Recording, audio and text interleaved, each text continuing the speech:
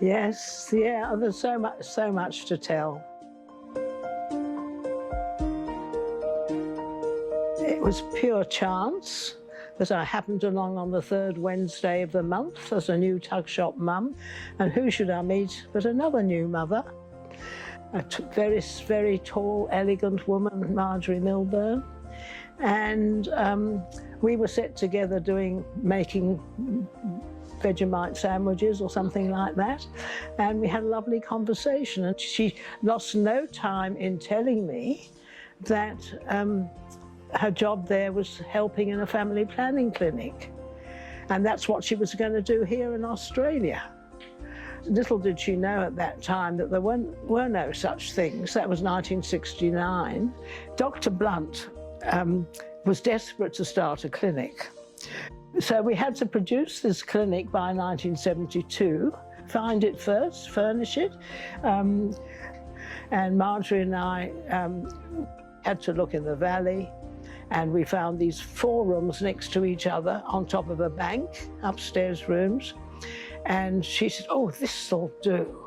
It had been a hairdresser's, so there was one room up the end with a stained sink in, and there was a larger room in the middle for the nurse's room. Then there was the waiting room and the little office.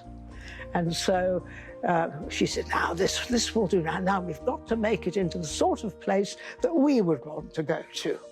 Word of mouth is what increased the numbers. You know, they just kept creeping up, and the vast majority of people that came to the clinic in those days were the young under 25s and 25 to 35, I think.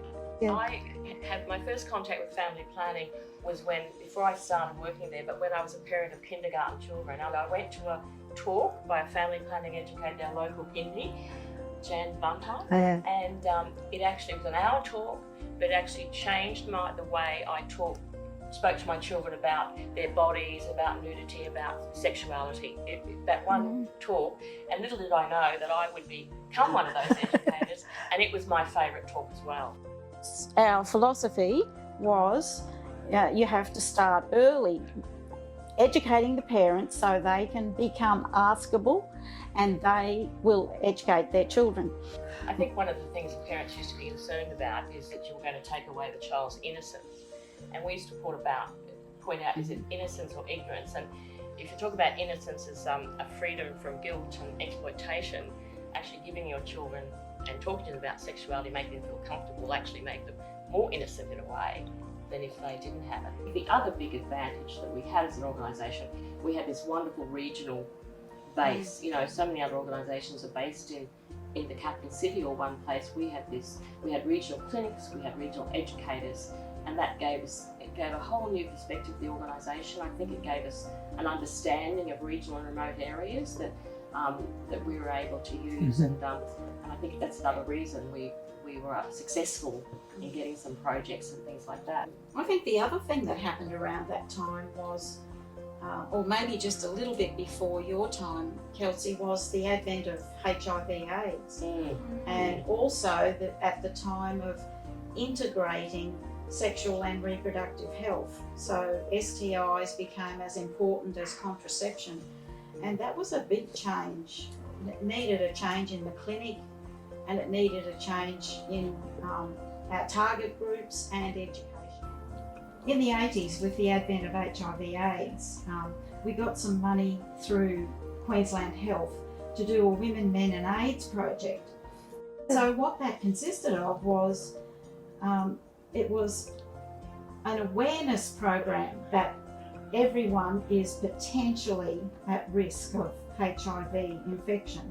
So we did consultations throughout the whole state, including the prisons, and asked people how we should promote this fact that everyone is potentially at risk, and you don't know who's infected and who's not. Well, in the end, it came down to a leaflet and a poster with the theme, "What's love got to do with it?" it was a very controversial poster and leaflet because, for a start, the leaflet included photos. We really enjoyed doing this photo shoot. Photos of a heterosexual couple, a homosexual couple, men and women. So it was controversial. I feel that my achievement was to find the replacement for Marjorie at the time when it was a difficult period in the organisation's history.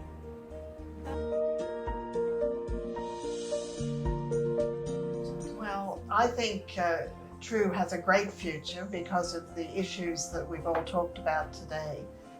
So I think abortion is a very big area for expansion, and to not be sensitive about it because it is a right, and it is, I think FPQ, True has a responsibility to really provide those services. I would like to see a new curriculum that puts respectful relationships as the most important thing in the school syllabus, because everybody's going to have relationships. You may never use algebra. I think there's still issues, obviously, when we look at sexual assault, the high levels of domestic violence. We're still looking at issues of consent, and I think talking to young people about consent issues is really important. It still seems to be difficult for a lot of people to talk comfortably with their children about sexuality, so we have to keep working with parents on that. Oh, our finishing remark: old family planners never fade away, they just give men a pause.